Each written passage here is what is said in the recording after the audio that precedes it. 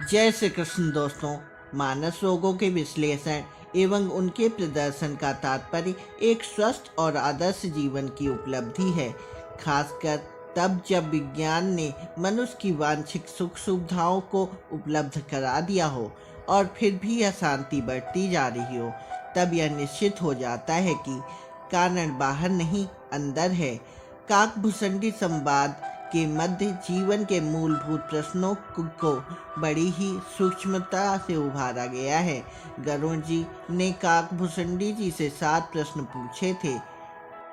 गरुड़ जी पूछते हैं, सृष्टि के अंदर जड़ तथा चेतन जितने भी जीव हैं, सबसे दुर्लभ शरीर किसका है?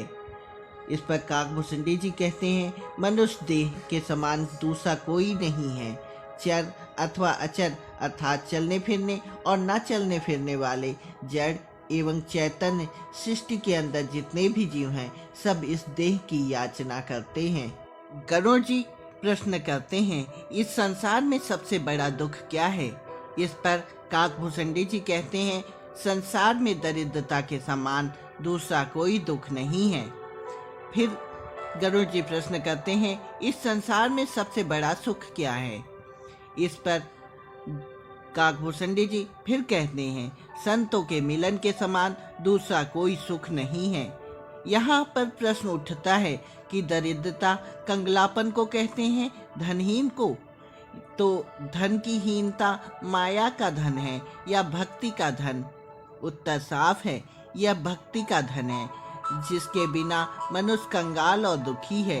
क्योंकि जब यह कहा गया कि संतों के मिलाप के समान दूसरा कोई सुख नहीं है, तो फिर यह बात सिद्ध हो जाती है कि भक्ति से हीन होने के बराबर कोई दुख भी नहीं है। किंतु जब संत मिलते हैं तो अपनी भक्ति का धन देकर सुखी कर देते हैं, क्योंकि संतों के पास भक्ति का ही धन होता है। गरुड़ जी फिर प्रश्न करते हैं, संत सत्पुरुषों तथा दुष्पुरुषों का सहज स्वभाव वर्णन कीजिए। इस पर काकभुसंडी जी कहते हैं, मन वचन कर्म से उपकार करना संतों का सहज स्वभाव है। यहाँ तक कि संत दूसरे के हित के निमित्त अपने ऊपर दुख भी सहते हैं। जैसे भोजपत्र का वृक्ष दूसरों को सुख देने के निमित्त अपनी खाल खिंचवाता है। तात्पर्य है कि संत दूसरों के भलाई के लिए दुख सहन करते हैं तथा खोटे पुरुष दूसरों की बुराई के निमित्त दुख सहते हैं। दुष्ट पुरुष बिना प्रयोजन ही दूसरों की बुराई करते हैं। जैसे सांप काट लेता है तो उसका कुछ लाभ नहीं होता, पर दूसरों के प्राण चले जाते हैं। चूहा बहुमूल्य वस्तुओं को काट डालता है, दूसरों को हानि हो जाती है, परंतु उसका कोई लाभ नहीं होता। जैसे बर्फ के ओले खेती का नाश कर अपने आप ही नष्ट हो जाते हैं, ऐसे ही दुष्ट जन दूसरों की संपदा का नाश करके अपने आप ही नष्ट हो जाते हैं। इस पर गरुड़ जी फिर प्रश्न करते हैं, वेदों ने कौन सा सबसे बड़ा पुण्य बताया गया है? इस पर काकभुसंडी जी कहते हैं, वेदों में सबसे बड़ा पुण्य परम धर्म अहिंसा कहा गया है, अर्थात किसी की आत्मा को ना दुखाना ही अहिंसा है। इस पर गरुड़ जी फिर प्रश्न करते हैं, सबसे घोर पाप कौन सा है? इस पर काकभुसंडी जी कहते हैं, पराई निंदा के समान कोई दूसरा पाप नहीं है।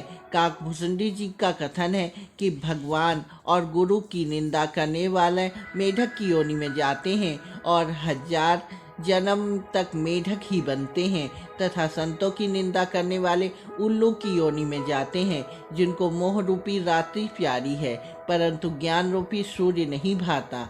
अथवा जो मूर्ख सब निंदा करते हैं, वह दूसरे जन्म में चमगादड़ बनते हैं। इस पर गरुड़ जी फिर प्रश्न करते हैं, मानसिक रोग कौन कौन से हैं? इस पर काकभुसंडी जी कहते हैं, जब मन के रोग सुनिए, जिनमें सब लोग दुख पाते हैं। संपूर्ण व्याधियां अर्थात रोगों की मूल जड़ मोह है। इस मोह से फिर अनेक प्रकार के सूल उत्पन्न होते हैं। यदि मोह की जड़ को काट दिया जाए तो शांति ही शांति होती है। अंतिम प्रश्न के उत्तर में प्रायः वे सभी कारण निहित हैं जो अनेक प्रकार के दुखों का कारण बनते हैं। इस कारण से तुलसीदास जी मानस रोगों का विस्तार से वर्णन करते हैं। सुनहु तात अब मानस रोगा, चिंते दुख पावई सब लोगा। मोह सकल व्याधिन कर मूला, तीन ते पूनहि उपजई बहुसूला। काम बात कप लोभ अपारा, क्रोध पित नित छाती जारा। प्रीत करहि जो तिनहि भाई, उपजहि सन्निपात दुखदाई। विषय मनोरथ दुर्गम नाना, ते सब सूल नाम को जाना। काकभूषुंडी जी कहते हैं, मानस रोगों के बारे में सुनिए, जिनके कारण सभी लोग दुख पाते हैं। सारी मानसिक व्याधियों का मूल मोह है। इस कारण ही अनेक प्रकार के मनोरोग उत्पन्न होते हैं। शरीर में विकार उत्पन्न करने वाले वात, कफ और पित्त की भांति क्रमशः काम, लोभ और क्रोध है। जिस प्रकार पित्त के बढ़ने से छाती में जलन होने लगती है, उसी प्रकार क्रोध भी जलाता है। यदि ये तीनों मनोविकार मिल जाएं, तो कष्टकारी सन्निपात की भांति रोग लग जाता है। अनेक प्रकार की विषय वासना रूपी मनोकांक्षा भी अनंत सूल है, जिनके नाम इतने ज्यादा है कि उन सबको जानना भी बहुत कठिन है। बाबा तुलसी इस प्रसंग में अनेक प्रकार के मानस रोगों जैसे ममता, ईर्ष्या, हर्ष, विवाद, चलन, दुष्टता, मनु की कुटिलता, अहंकार, दंभ, कपट, मद, मान, तृष्णा, डाह, अविवेक आदि का वर्णन करते हैं और शारीरिक रोगों के साथ इनकी तुलना करते हुए मनोरोग की विकरालता को स्पष्ट करते हैं। यहाँ मनोरोगों की तुलना शारीरिक व्याधियों से इस प्रकार और इतने सटीक ढंग से की गई है कि किसी भी शारीरिक व्याधि की तीक्ष्णता और जटिलता से मनोरोग की तीक्ष्णता और जटिलता का सहज ही अनुमान लगाया जा सकता है। शरीर का रोग प्रत्यक्ष होता है और शरीर में परिलक्षित होने वाले उसके लक्षण को देखकर जहाँ एक ओर उपचार की प्रक्रिया शुरू की जा सकती है, वहीं दूसरी ओर व्याधिग्रस्त व्यक्ति को देखकर अन्य लोग उस रोग से बचना भी सीख लेते हैं। समानतः मनोरोग प्रत्यक्ष परिलक्षित नहीं होते और मनोरोगी भी स्वयं को व्याधिग्रस्त नहीं मानता। इस कारण से बाबा तुलसी ने मनोरोगों की तुलना शारीरिक रोगों से एकदम अलग तरीके से कर यह सीख देने का कार्य किया है। काकभूषुंडी जी कहते हैं कि एक बीमारी मात्र से व्यक्ति की मृत्यु हो जाती है और यहाँ तो अनेक असाध्य रोग हैं। मनोरोगों के लिए नियम, धर्म, आचरण, तप, ज्ञान, यज्ञ, जप, दान आदि अनेक औषधियाँ हैं, किंतु ये रोग इन औषधियों से भी नहीं जाते। इस प्रकार संसार के सभी जीव रोगी हैं। शोक, हर्ष, भय, प्रीति, प्रयोग से दुख की अधिकता हो जाती है।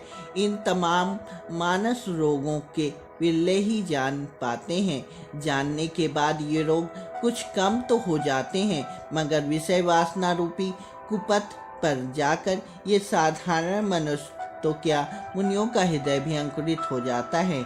मनोरोगों की विकरालता का वर्णन करने के उपरांत इन रोगों के उपचार का वर्णन भी होता है। काकभूषुंडी जी के माध्यम से तुलसीदास जी कहते हैं, सद्गुरु रूपी वैद्य के वचनों पर भरोसा करते हुए विषयों की आशा को त्याग कर संयम का पालन करने पर श्री राम की कृपा से यह समस्त मनोरोग नष्ट हो जाते हैं।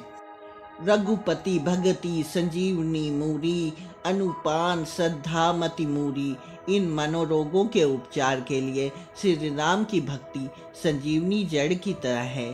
श्री राम की भक्ति को श्रद्धा से युक्त बुद्धि के अनुपात में निश्चित मात्रा के साथ ग्रहण करके मनोरोगों का शमन किया जा सकता है। जहाँ तुलसीदास ने भक्ति, श्रद्धा और मति के निश्चित अनुपात का एक वैज्ञानिक तर्क सम्मत उल्लेख किया है, जिसे जान समझकर अनेक लोगों ने मानस को अपने जीवन में आधार बनाया है और मनोरोगों से मुक्त होकर जीवन को सुखद और सुंदर बनाया है।